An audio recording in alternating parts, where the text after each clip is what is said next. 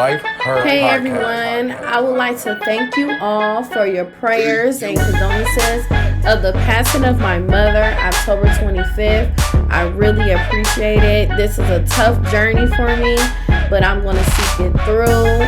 I just need everyone to please keep me and my family in your prayers while we get through this hard time. Thank you, ladies, and enjoy the podcast. Hey, ladies. I am Yvette Lloyd, and I came here today to just vent a little. I recently lost my mother October 25th, 2019. She had heart congestive failure, and it was a rough time of seeing her in a coma for nearly a week. And it gave me time to just think about so much and heal in many ways as well, as far as praying, just fasting real heavy. My mom was a really, really good woman, and something on my spirit led me to do this podcast because I want to share with you guys the strength of a woman. A lot of us women don't realize how powerful we are until we reach a certain peak in life, or we go through things in life and we feel like our life is falling apart. I want to give you a little history about my mother. My mother started working for the city of Akron. She drove this real big, huge salt truck, and she actually had the biggest truck ever. And when she started this, she started in the labor, and it was May 7th, 1979. And when she started this job, she was only making $4.43. Just imagine that you working a hard labor job doing salt trucks, laying down asphalt, picking leaf pickup, and different things of that nature. And my mom was only 5'4", maybe 150 pounds, working a man's job as a semi-skilled labor in highway maintenance. And during that time, she was laid off October 12th, 1979. She was laid off. She was laid off for a long time. It was from October 12th and all the way until May 19th, 1980 is when she went right back to work. And then she continuously got laid off in between times. My mom was laid off a total number of about 6 to 8 times laid off. But during that time, she had my brother in 1978. And my brother, my mom lived in the projects, and raising him and making sure he has a life that he always wanted to have and she wanted him to have. 5 years later, my mother had me because my brother wanted a sibling to play with. And during that 5-year grace period in between time, my mom was still getting laid off, but she went from being laid off to permanent. I was born in 1983, and my mom was still getting laid off in between that time. But she didn't become permanent until November 5th, 1990. That's when she became permanent, and she was still only making $8.50. When my mom became permanent, before that, even when she was getting laid off and multiple times, my mom still managed to purchase her very first home. The first home she lived in is where I started my daycare center. My mother moved out of that house and bought the house next door to me so I could pursue my dreams and I could have a place to stay. And I started living in that house when I was 20 years old. But what I realized when I started to take over the bills that I knew that my mom was paying, I was only making $7.25 an hour around that time because I was working in daycare. And with me paying the mortgage there, utilities, getting groceries and stuff, I could not imagine how my mom managed to get by every day in life, taking care of my brother and I. And we wanted for nothing, but she wasn't making nothing. And my mom was working it. She was working it. We didn't give food stamps or nothing like that. But my mom still managed to handle so much stuff. And with me just looking at her work history, and she had so much dedication to stick with this job for so many years, getting paid nothing. My mom worked 39 years for the highway maintenance division, and she retired April 30th, 2018. When my mom retired, she was only making $15, $16 an hour. And if that isn't inspiring, I don't know what is. Because after you working 39 years on a job and you retire only making that much, it blows my mind. It really do. I can't believe it myself. And it goes to show my mom really loved what she did at her job. And not only that, she showed how much she was able to manage money and still maintain so much. If y'all see these houses she have left me and my brother, like, they are breathtaking. Every year she got beautiful yard award through the city and everything. And she built her own pond back there, had music playing. Like, she was killing it. My mom was really powerful. My mom was very holistic also. She was real big on folks eating healthy, taking the right vitamins, don't eat certain foods because it'll blow you up, and just making sure that you was always on the right track. Not only that, my mom really was focused on love. My mom loved me and my brother so much that when she got off work, of course, my mom worked in the yard a lot. She was real big on yard work. She also made time for my brother and I, sat with us at the table for homework or sit with us to watch TV. It was even times when we'd just go out to eat and she won't cook that day. Or I don't know if y'all ever heard of Parade of Homes, but Parade of Homes is like when a new allotment comes up and everybody built these new homes. So my mom used to take us to these homes because it was like an open house. So when she took us there, she gave us a vision on a life that we should have as we got older. With us going into these big houses, I'm talking about these houses were a lot of money.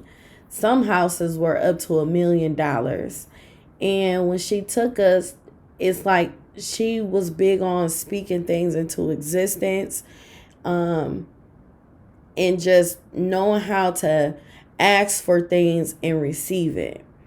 And what she did with us doing that, she made sure she gave us a vision, and she knew how to teach us to word things to a point where we are able to receive the things that we wanted in life. But it was mainly things that we needed. With that being said, it's like I had a real active mother. I had a loving mother to the point where almost every Saturday she'll wake us up and she'd be like, all right, y'all, get up. It's time to clean up. Like, we will clean from 8 a.m. until whenever we get done, and making sure that the house is clean. And with the house being clean, which is something my mom was real big on, she always said if the inside of your house isn't right, then your whole life will be right. And who sometimes we don't realize that if our house isn't spotless clean, our mental isn't either. When our house is a mess, we become a mess. You have to have airflow in your home and the smell of cleanness, the look of cleanness, and it'll help you think straight. She was real big on that. And most people come to my house or her house or whatever, they see is clean, spotless. And it does help you think straight. And then when it gets to a point where I just be running around so much and I just have clothes out, I'll start to feel cluttered mentally. So it carried on with me for the rest of my life, and making sure that my home is always clean. And you just have that comfort aura in your house to the point when people come here, they automatically want to go to sleep or anything. It's just comfortable. And my mom was into that a lot, just making sure everything that we did and represented was comfortable. It was out of love. And that's what she was really on. During these times, my mom went through a phase of, she got to a point where she wanted to let go all of like bad foods. So she was real big on organic food, plant-based food, the vitamins that you take and everything. And that's where she was at. Her body was very cleansed. My mom was extremely healthy. She even had a juice that she made that, it gave you a certain feeling and it made you feel good. My mom had got to a point she lost weight and everything because she was eating right. And during that time, she had a stent put in, and they gave her some like blood thinner medication, blood pressure medicine. She tried it. It's not like she didn't try it. It was just, it made her weaker. It made her really sick. And I understand now how she felt, because I was upset. I'm like, Mom, you got to take your medicine. You got to take your medicine. She like, I ain't taking that shit. And she was just really, really serious about it. But it was like, it's what she wanted to do. But I understood her once I had to take medication and stuff for me getting sick. And it made me feel sicker than what I was. It's because some people's body just can't take that type of medication. And you have to figure out solutions or something to make you feel better. And my mom did find a solution for her blood thinner medication, because none of her stents were closed up or anything. She had good blood flow. Her heart was just fine. It was just to a point and she had trouble breathing, and she kept getting fluid in the lungs. And that's what caused her to not be able to breathe too well. So, but it was just the night when she just couldn't breathe, and that time she just passed out, and she never woke up after that. And what caused it to go really bad was she had brain damage to the brain, because she was without oxygen for 30 minutes. And it is like a painful process. I'm just trying to maintain every day and keep positive thoughts, keep my drive going. I post things here and there, but I just didn't want to be too in depth or anything. But I'm going to take a break from social media and everything and get myself mentally together. I'm taking a break from my youth program for my girls so I can get my mind right and together as well. And just get myself on the right track. I got a lot of dreams to pursue, especially this podcast. This Life Her podcast means a lot to me because my mom really wanted me to do this podcast. She always said that women always needed to heal and women need to understand they're powerful and they need to understand that they have so much in life to live for. And that's what I'm going to do with this podcast. Have different women on here to share their life stories so people will know that it's so much out here in this world that we can pursue and we can live our dreams forever. I just wanted to bring that to you guys' attention and let you know I don't wish losing a mother on anybody because, boy, I tell you, it's a painful feeling. But it's like I know at the same time that my mother is happy. She's at peace. She's one of my ancestors now. I know she's watching over me. It's little things that happen to me daily, and I know it's a way of her speaking to me. And she don't even only speak to me. She done spoke to my friends and different family members and everything to let them know, like, look, nah, you ain't gonna do this, you gonna do this. And she's just a powerful, good woman. And she was just gone too soon, but she was gone on God's time. She was only 61 years old. And it's so crazy because, I feel sorry for my niece and nephew. My nephew lost his grandmother, which is his mother's mom. He lost her in December of 2018. Then when he lost her, he ended up losing my mom. So both of his grandmothers are gone. And then my niece, she loses my mom on the 25th. And then 4 days later, she loses her other grandmother, which is her mom's mom. And it's like both of my niece and nephew, they don't have grandparents no more at all. So it's heartbreaking to even deal with that. And then it's also heartbreaking knowing that in January 2019, my husband lost his mother. And now it's just a big, huge toll on me and my husband. We gotta battle each other sometimes because we been praying so much. Like, we pray literally every day, all day, because we gotta keep ourselves together and balance. It's like I gotta keep him strong, he gotta keep me strong. It's just like a back and forth thing. Like, we teeter-totting with each other because his mom was someone I was dearly close to. And my mom was someone he was close to. And we both lost our mothers. We both lost two moms. So it's just hard.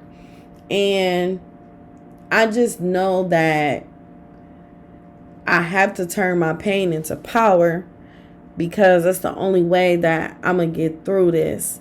And I'm going to have to continue to pray out to God and let him help me get through it as well. It's real deep, and I just have to go into I gotta get into like a praying closet to the point I have to pray my way through this because I don't want to find myself going into depression or anything of that nature. So I have to make sure I just keep myself all the way together. But I just really wanted to share my thoughts and where I'm at right now mentally and everything. And I really, really appreciate you all for tuning in to Life Her Podcast because this podcast really means a lot to me. And it means a lot to me because I know it's something that my mom really loved a lot. You're going to see a video on our website, and then to have my mother on there as well. Just tune in, follow us on Instagram and Facebook, Life Her Podcast. Go on to our website, lifeherpodcast.com. And ladies, just know your strength, know your worth, get your health in order. Make sure you stay prayed up and spend time with your friends and family, people that really means a lot to you. Let them know that you love them, you care about them, and don't leave the house angry at someone, or always let people know how you feel about them and how much you love them. Don't let life pass you by. Don't entertain negativity. Don't have time for none of that. If someone's spirit isn't right and it isn't sent with you, or they always in a negative mind frame, just stay away. Like, your peace should mean everything to you at this moment. And one thing I feel good about, I have plenty of memories, plenty of videos, plenty of pictures of me and my mom, because we was really, really close and we've done so much together. And it means a lot to me. And I could always just go back and I could hear her voice. I could hear her say so many things, and it usually just rejuvenate me and get me right back on track. And I know my mother was proud of me, and I know it's so much more to come. So thank you for tuning in, ladies. Tell someone you love them and you care about them. Take them out to eat. And then love you, ladies.